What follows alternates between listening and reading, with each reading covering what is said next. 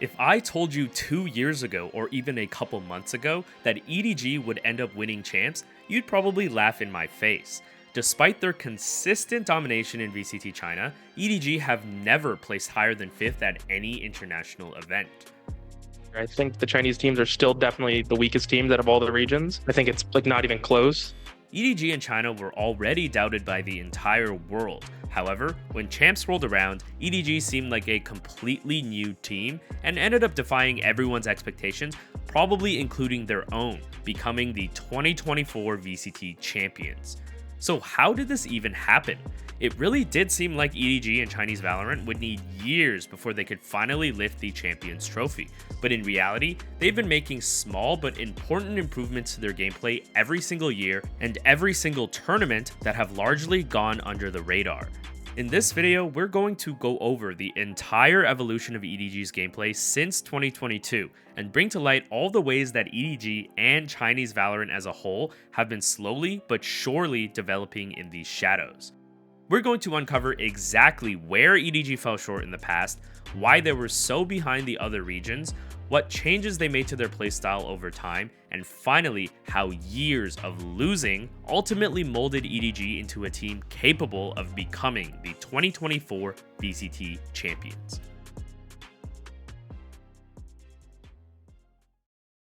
To fully understand EDG's complete transformation as a team, we need to go back to 2022, when EDG's current core first came together and started dominating regional tournaments. Leading up to champs that year, EDG tried out different roster combinations before landing on Kong Kong, Chichu, Nobody, Haodong, and Life to compete in the last chance qualifier for champs. At the time, VCT China did not yet exist, and Valorant was not even officially released yet in China, so EDG had to play in a qualifier with other teams from East Asia like Crazy Raccoon and Northeption from Japan or Damwon Gaming from Korea. A fun fact from this time is that Genji's Meteor was on Northeption, and Texture and Lakia were on Damwon Gaming with Genji's current coach Solo. Even at this point, I think people were skeptical about how good China was compared to Korea, but EDG absolutely dominated this qualifier and didn't drop a single map. But the real test would begin once they met the major regions during champs later that year. Their first big match on the world stage was against Paper X, and this marks the very beginning of a long rivalry between EDG and Paper X, who ended up meeting each other at almost every single international event in the next 2 years. Let's take a closer look at this game to see exactly what type of team EDG was during the early stages of their team. Throughout all the qualifiers for champs, EDG were playing with Life, but in their opening match against Paper X, they subbed in Smoggy instead, being the first official match featuring the modern-day EDG core. This tournament was during the Chamber meta, so on most maps, Kong Kong was playing Chamber while Smoggy or Life were playing main Duelist. In 2022, EDG were already showcasing fighting fundamentals way ahead of their time when put in the right positions. This is an amazing sign for any team because it means you have a great base to work off of. Actually for real. Forsaken getting pushed away by the drone. Start things off, but it's Smoggy. Early aggression, how do you come up with 2? And he wants a bit more. Fight still being taken, but that's not destroyed. You have to expect that somebody's pushed. When that goes down, kills are being found though, and yep, there you go. However, EDG's tactics were still underdeveloped at the time, and they often tried too hard to force these fights early in their defensive rounds over control that was not really necessary to have. Here's a round where they're playing an anti-eco on Pearl and decide to commit to fighting for B-Link, which is probably the worst spot on the map to fight against Classics. EDG in their early stages seemed to have a bit of a superficial way at looking at defense, which mainly involved guessing where attackers might go. Off the rip to start. Didn't catch nobody. Flash over the top. Nobody's not supportive of it though. It just about fades away. Still Smoggy wants to take the fight. In fact, they're being backed up. Instead of playing around theories of map control, it was more about how they could set up big fights. They can just use his knives to chase down the last player in an ace. But if these initial plans fell through, their mid to late round decision making always looked really shaky. In this round on Haven, they gamble to fight mid with 4 players while Kong Kong looks for a safe pick towards A main. Paper X don't end up running into the stack, but EDG are able to take full control of grass and window with a lot of info towards A main. This is an amazing position to retake or contain Paper X towards A, but EDG looked very uncomfortable and confused on how to proceed. They get really hasty on the flank even though no one is planning to fight for the site, and get caught by a solo lurker. Kong also takes a solo re-peek onto site before anyone else has a chance to help him or play off his peek. Even though EDG gained a tactical advantage with their intent to fight mid, they didn't have a deep enough understanding of how to win a round like this without an early team fight, which is exactly why they were so desperate to force one by rushing up the flank. You could also tell that EDG just felt different playing with Smoggy instead of Life, who seemed to have better chemistry when entering and overall found more impact in EDG's system. When they went back to playing with Life in their next match against Team Liquid, he struggled to find the same impact that Smoggy did, and Life's playstyle just seemed less consistent in EDG's system. EDG's attack sides at the time looked strong when they were able to lean into simple momentum-based executes or early round fights. Unless they can get Jing in a position to duel frequently and use his dismiss, he's getting no value from the Reyna. The same opening setup time and time again, and look at it, the aftershock. Second round in a row, Forsaken tries to evacuate, but Dash are just catching him again. However, when the round slowed down, EDG looked really uncomfortable making decisions in the mid-round. You could tell that their defaults on attack were underdeveloped because they relied a lot on solo duels to find openings and didn't have smooth transitions into executes. They would mainly lurk around and see what happened, which is basically the type of defaults people are doing in ranked. It was clear that EDG had potential at this point, but they were definitely lacking the complexity and depth in their gameplay which is needed to compete with the best teams. Their Champs run ended almost as soon as it started. Despite an immediate tournament exit, EDG still took a huge step forward by learning that Smoggy was a better fit for the team over Life, and committed to him being a part of the main roster going into 2023. Now, 2023 was the first year of VCT franchising, but China was not yet included in the Tier 1 leagues. However, EDG was clearly one of China's best teams and were still invited to the kickoff event Lock-in Sao Paulo. EDG drew a first round match against 100 Thieves, who had just signed Cryo. Since it hadn't been that long since Champs in 2022, EDG was generally the same team, but this encounter with 100 Thieves exposed their playstyle in a way that they had never experienced before. I mentioned earlier that EDG looked strong when they were able to run straightforward executes or find those early round fights, and it was more their mid-rounding that was the problem. Icebox is a map where EDG would thrive because 5-man plays through A main or B main were and are still quite common. By running straightforward movements through A main or B main, EDG could create teamfighting situations that they felt really comfortable in. We saw this work pretty well against Paper X during their game on Icebox last year. But this same plan didn't quite work against 100 Thieves at Lock-in. 100 Thieves showed EDG a completely different side of Valorant that they never even knew existed. They had comprehensive set retakes planned for this match, and EDG were often given initial control of the sites. 100 Thieves would throw enough utility to prevent EDG from taking aggressive timings and would always get a bit of free damage on the planter. Then, they would play out a full retake with all their saved utility. EDG was just not used to playing out complicated post-plant or retake situations, so they always backed off to play the bomb and gave up too much control of sites.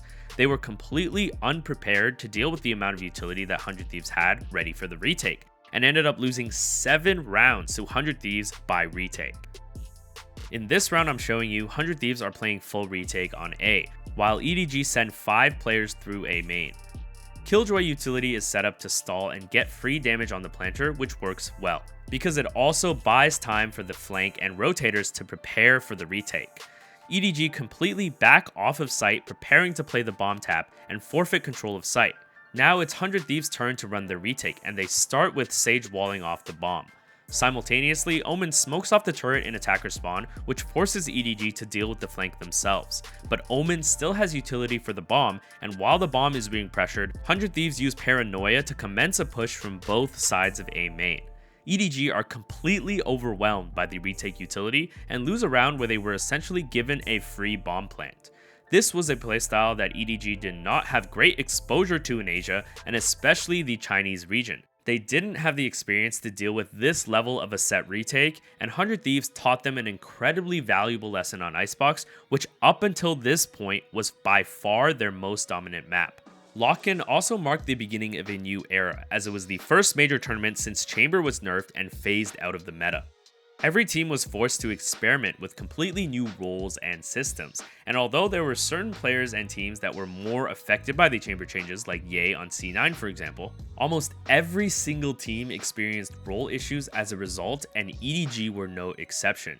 Kong used to be their dedicated Chamber player, but they moved him back to main duelist, which meant that Smoggy had to find a new role in the team. During this series against 100 Thieves, Smoggy played 3 different agents from 3 different roles. This marked the beginning of long-lasting role problems within EDG, because although Smoggy proved to be a decent flex player, it would take a lot of time before EDG could find the perfect role configuration that maximized the value of every single player on the roster, which we'll get back to later on in the video. Lock-in was a great learning experience for EDG, who spent the next year working on improving and adding depth to their gameplay. When Masters Tokyo came around later that year, EDG had made significant improvements to their mid and late round gameplay, which looked much more well-rounded. You could tell that they worked on adding more dimensions to their post plants after their experience with 100 Thieves on Icebox. Instead of immediately falling back to play the bomb, they would have several layers of defense to prevent defenders from getting too much control. This was very evident in their match against Na'Vi, who at the time were one of the strongest teams in the world at retakes. Watch how EDG are no longer giving up full control of site once the bomb is planted. They're now playing an initial layer of defense to challenge Na'Vi's entry onto site, and then constantly threatening the re-peaks as Na'Vi are trying to come out. This prevented Na'Vi from gaining too much control of site early on in the post plan. Low on HP. Gets a bit of information. That might tell him that Haodong is in back hall though, and he's not. He's tucked over a generator. Oh, well, okay, just spamming onto that corner. Still weak enough. Haodong takes the fight. But once EDG gain enough of an advantage, they know that they still have the option to play the bomb. In this 2v2 post plan, EDG are still challenging timings on the initial entry. Once they get that first kill, both players fall back to long to play the bomb together, which basically makes it impossible for Xiao to win this round. Here's another round where Na'Vi have the Astro Wall for retake. This would have been a huge problem if EDG had fallen back to long, but they maintained back hall control the entire round. Watch this beautiful team play as Chichu takes an uncommitted first peek, then waits for Smoggy to challenge the bomb diffuser before peeking again. If you're playing this way, there will always be rounds that you throw away, especially as you're learning to manage the risk of those initial peaks. But the perfect post plants will always have multiple layers to them, and learning which situations call for the different types of layers is just all a part of the learning process. I also mentioned earlier that EDG's attack side defaults were underdeveloped and relied a lot on winning solo duels rather than systematic movements around the map. Well, by Masters Tokyo, EDG had made big improvements to their defaults and mid-rounding, which indirectly helped their post plants because it meant that they were in stronger map positions prior to planting the bomb. In this pistol round on Lotus against Loud, EDG starts by taking B main control. Once they have that, they leave Omen there to maintain it, and then back out to re-clear Mound. Jet stays towards A to maintain info, but Viper sees him while jump spotting and decides to fall back to site to avoid dying to a re-clear. Now that EDG have Mound control, they can threaten a C execute and do that by throwing utility into back site, which gets a lot of damage onto Aspas and pulls 3 players in total towards C. This creates a huge weakness towards B, and EDG immediately spring into action and pivot into a B execute. Loud are now extremely out of position to not only defend the site, but to disrupt the plant, which gives EDG a lot of space to actually set up their post plant. Instead of just lurking around the map and relying on opening duels, EDG are actually trying to take map control and then trying to use that control to transition into an execute.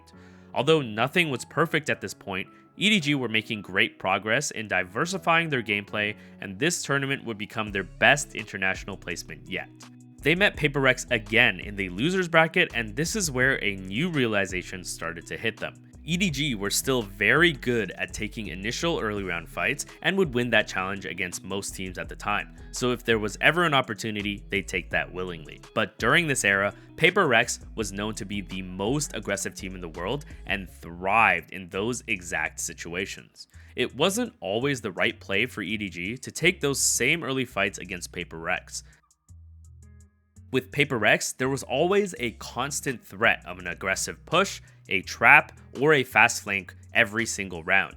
And although EDG had improved their understanding of slow play and map control, they were not yet good enough to be able to counter Paper Rex. Their attempts at slow play just caused their lurkers to get constantly punished by Paper Rex's aggression, but EDG's grouped pushes, which were previously also effective, did not work nearly as well against Paper Rex's style. EDG had certainly improved on their weaknesses, but they were still far from a complete team. Leading up to Champs 2023, EDG once again dominated their region during the qualifiers, and now is a good time to talk about relative regional strength and how this has a big impact on international success. Since you're playing against your own region for most of the year, if the teams there aren't that strong, you're not going to get the high quality practice needed to become one of the best teams in the world. As we've documented, EDG had done very well up until this point by learning from every single international opportunity they had.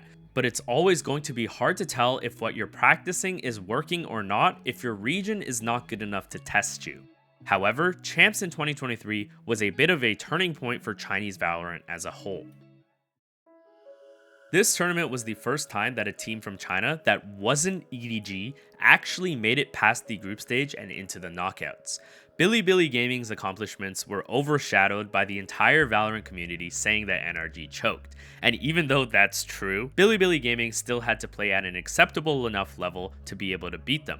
Even though Bilibili lost immediately during the knockouts, they still put up a decent match against both DRX and EDG, which implied that Chinese Valorant was trending upward as a whole. This could only mean good things for EDG, because they would start to get higher quality practice during the regular season. EDG still didn't have much time to make major changes to their gameplay by Champs, so they were still only able to achieve similar results to what they achieved at Masters Tokyo. They met Paper Rex again during the group stage and met a similar fate as last time, unable to fully solve their aggressive playstyle. One thing that EDG did show throughout 2023 was that Kong could be one of the best players in the world and the superstar player that EDG needed to succeed, which is what every Champs winning team always has. He came into his own this year and gained a reputation for making insane plays, but these plays weren't just flashy plays, they were often very important for his team to succeed. When I looked at the raw impact of kills for all players from 2023, Kong had one of the highest ratings for raw impact, which was calculated by weighing how important each individual kill was towards actually winning the round. This just shows that Kong and EDG already had real potential, and many of the pieces necessary to win, as long as they were able to bring their team play and tactics to a higher level. A big reason for why Kong was able to succeed was that EDG were giving him all the best spots and putting him on agents, which enabled him to play the way he wanted. However, this started to become a limitation for EDG's team comps and skill ceiling as a whole. Since Kong would always be put on the highest impact agents and was even put on Chamber or Reyna in certain situations to carry, it meant that someone else would have to fill the gaps. To ensure that EDG's team comps were still viable, Smoggy had to play this awkward flex role where he had to play multiple agents across completely different roles just to make the team systems work. Even though Smoggy did do a great job, as he often put up huge numbers on whoever he played, we know that he provides a lot of value as a space creator from EDG's early days, and that's just not something that can be easily achieved when he's playing certain agents like Killjoy or Breach. This is why EDG just went with double duelist comps on certain maps, so they could fully utilize Smoggy's strengths as an entry. However, this forced EDG's team comps away from this utility-based meta, which meant that they were going to have fewer options and their playstyle and ceiling as a team is going to be limited. They had to rely on fighting to win rounds and would end up losing the tactical game because they obviously have less utility to work with. Here's a round that EDG played against Bilibili, which starts with an A execute. A lot of early utility is traded back and forth throughout the execute, and EDG uses a lot to get through the Cypher setup. This round culminates in a 2v2 retake, but take note how Bilibili still have a big utility advantage here, with Omen still having Paranoia and Viper having 2 mollies. The first molly is sent into elbow, which forces Sky towards sight, and the second molly is thrown at sight, paired with a Paranoia. This allows Bilibili to take frontside control and pull off a successful retake. What begins? Howdong against Rin. Rin waiting, looking, desperate left, right, and now the fight, Rin's gone. I'm sure you can all easily think of another high-profile team who fell victim to this exact pattern. PaperX had this exact problem for years, as their individual players worked much better with double duelist, but this inevitably limited their ceiling as a team and they could never win a championship in this form. This was apparent throughout their Champs Grand Final against EG, where their double duelist comps would get outplayed by EG's tactical utility. Even EG, who were the eventual Champions 2023 winners, had two very talented duelists in Demon 1 and Jagamo, but resigned to putting one of the two on controller on different maps just to make room for better utility. 2023 was another year of small steps forward for EDG and Chinese Valorant as a whole. But Valorant is only becoming more and more tactical as the game evolves, so EDG knew that they hit a skill ceiling with their comps and would have to resolve this issue if they wanted to win anything at all. To attempt to fix this going into 2024, EDG stopped playing double duelist and committed to more meta comps by keeping Smoggy on initiators like KO or Breach. EDG were fully buying into new playstyles and running better comps, which gave them more options as a team. This helped them run superior executes and strategies that they weren't able to in the past. It also positively impacted their mid-round calling because now they had better tools to take and defend that map control. They also have way more to work with during those late round scenarios like retakes. These were all great improvements for EDG's development as a team. However, there was a big trade-off that EDG wasn't completely aware of until later on in the year. Smoggy had always looked so comfortable taking initial fights and helping EDG create space, but initiators are just way more locked into playing certain positions on the map so they can hit their utility lineups rather than being in the best spots to be taking those initial fights. This is why a lot of initiator players need to be really good in the clutch, because they're not going to be able to contribute to opening fights and will only have late round fights to take. What this all meant is that EDG would be weaker on those initial fights without Smoggy's direct fragging impact. This was never a problem for EDG regionally, as they continued to dominate China, which was now its own official Tier 1 franchised league.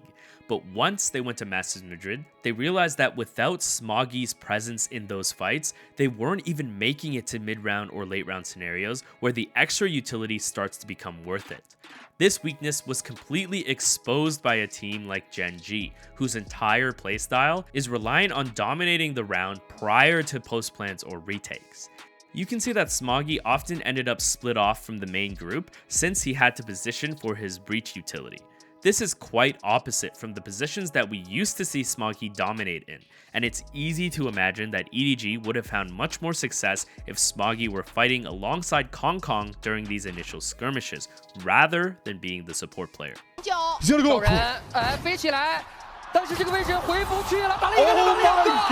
EDG did not make it past groups in Madrid, but just like every single loss they suffered in the past, they never stayed complacent and always tried to make incremental improvements to their team. When VCT Stage 1 began, Smoggy was immediately taken off initiators, and EDG started to try to put him on controllers like Omen or Brimstone, which still enabled him to help contribute to initial fights. We've seen a ton of other players in this exact same position, like Tens for example, who also transitioned successfully into this playmaking controller role. Don't forget that Jagamo and Demon 1 on EG also swap between duelist and controller for this exact reason as well. You might not get as many opening opportunities as your main duelist, but you'll still have more freedom than initiators to make plays for space. This was a positive change overall, but EDG completely fell flat at Master Shanghai. So what gives? This change unfortunately meant that Howdong was displaced from his prior role as EDG's controller player. Howdong's individual performance was never that important to EDG's success, but his unfamiliarity with his new roles caused his performance to fall below a point that was acceptable. Here's a round I noticed during their elimination match against PaperX, where Howdong is filling in as the Gecko player. EDG are running a split through A and have gained decent control of Shower's side. Haodong flashes out from short to push through, but he fumbles his wingman and sends him to run at Truck instead of planting the bomb. This single mistake completely ruins this round, as he now has to plant the bomb himself. Jing pushes out of U-Haul and gets 2 kills, which gives him his Raze ult to kill Haodong right after he completes the plant.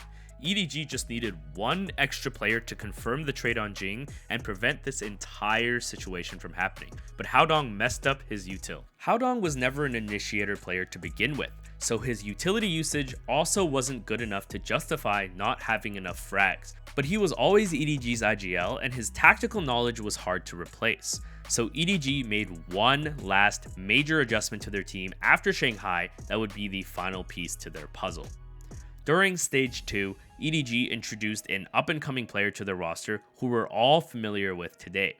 Simon was an incredibly talented initiator specialist, unlike Haodong, who had not only some of the best utility timings in the world, but could also pull off big plays with his mechanical skill. Instead of dropping Haodong completely, they continued to utilize his game knowledge as a coach who could still help make important tactical decisions during timeouts.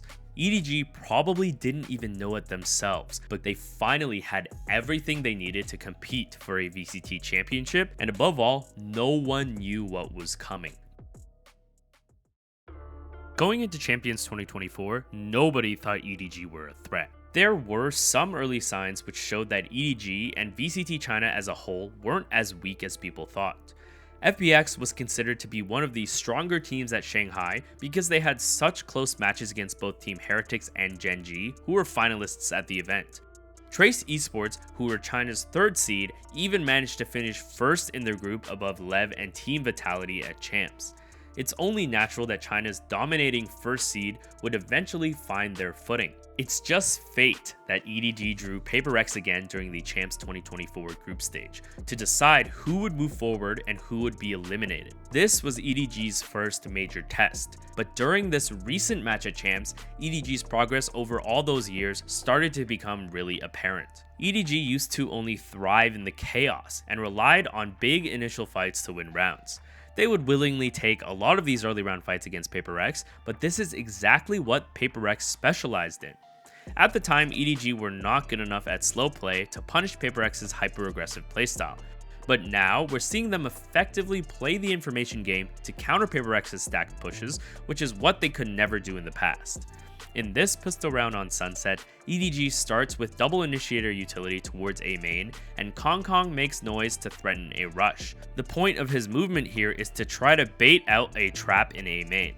This immediately tells them that PaperX are not looking to fight for A main.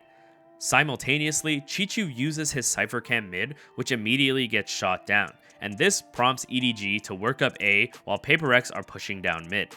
This turns into a tactical victory that was created with good utility usage and game knowledge, rather than relying on taking a big fight or winning any individual duels.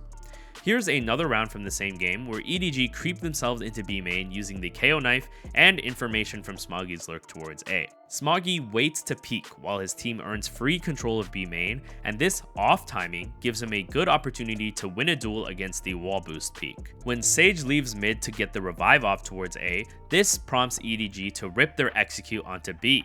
They trade through the weaker site successfully and are able to get into a post-plant position. EDG have surpassed their former selves and are now able to win rounds based on slow information-based play. They're also doing it with these comps which feature higher quality utility, while PaperX are still playing double duelist comps on certain maps and still reliant on taking big fights to win rounds. This match really showed how far EDG have come since the first time they played PaperX, but without this rivalry, EDG would have never become the team they are today. There were even rumors that PaperX continued to scrim with EDG to help them practice for their final matches when most other teams had already gone on break, so kudos to them. Another really important test for EDG was Leviathan, who they played during the winners finals. Tactically speaking, the Americas region has always had the most well-rounded teams who can pull off any style and any type of play, so this was an important test to see if EDG could not only swap styles as needed, but adapt correctly throughout the course of a game, and we saw EDG do this spectacularly over multiple rounds on Abyss.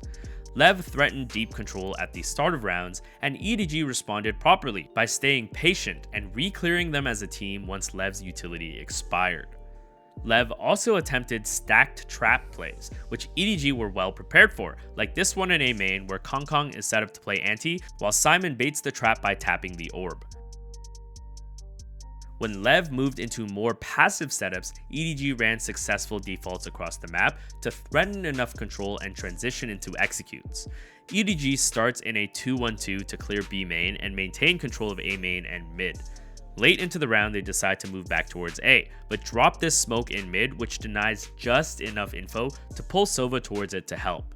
On this timing, they're ready to hit A and catch Aspas on Jet holding A main by himself. This match showed that EDG not only had all the tools needed, but can make the right calls at the right time and swap between them. EDG finally proved Boostio wrong and defeated his role model Aspas in the process, but there was still one more team and one more region that EDG had not yet proved themselves against. Champions 2024 culminated in an incredible grand final between EDG and Team Heretics, which went the whole 5 games, and during this match, we were able to see the results of every single moment from EDG's long and arduous journey. Over the last 3 years, EDG had silently struggled tournament after tournament, making hard but important decisions to improve themselves. They worked tirelessly on their mid-round and late-round decision-making, which now resulted in them being able to win full retake situations using their tactical advantages rather than just relying on early kills. It's all stacked against them. Avenues accounted for. Positions watched, but look at a draw there. Util out into the hands. Spamming, praying away down to the 1v1. Simon has got to do it all. The tap and a shot landed. Their post plants became multifaceted, featuring multiple layers of bomb site defense and playmaking, instead of just falling back to play the bomb every single round. 5 alive versus 5, trying to play this retake now. Planting for Mountain, but playing on site. Yeah, controversial. EDG, we'll see if it pays off now. Gonna try and hold this one back. Overdrive, it's already unleashed. Smoky tucks himself up onto the high ground. Perched away. Damage has definitely been done, and a weakened Boo can do naught but scurry.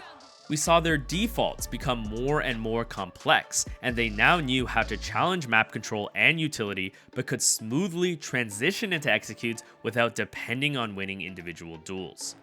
As you said, knife through the back now. EDG set their sights over towards the B site. Making a move now over towards it. Back sight is granted and gained. Simon with the plant. Up on a bound there. Nade rebounds with Smoke. They could also now play comps, which maximized utility and actually had enough utility to support them throughout every phase of a round. And at the same time, every single player on EDG was playing a role that they excelled at, which enabled them to make round-winning and sometimes even game-defining plays. Jonah P, not there to deny. Yeah. EDG really demonstrated the right way to build and grow a team from the ground up. They continued to refine their strengths in early round fighting, but kept working on their weaknesses instead of ignoring them. Early round fights were still an important tool for them, but it wasn't something that they relied on anymore. We never saw them try to rebuild into a super team, and they never made any drastic changes to the roster. They trusted the process, kept working hard, and made small but very important improvements every single event. They are the embodiment of hard work paying off, and they completely deserved to become the 2024 VCT Champions. No kill to be found! It's one man! What can he do? Against the bite! 从一次转播到现在，我觉得这条路走得太难了。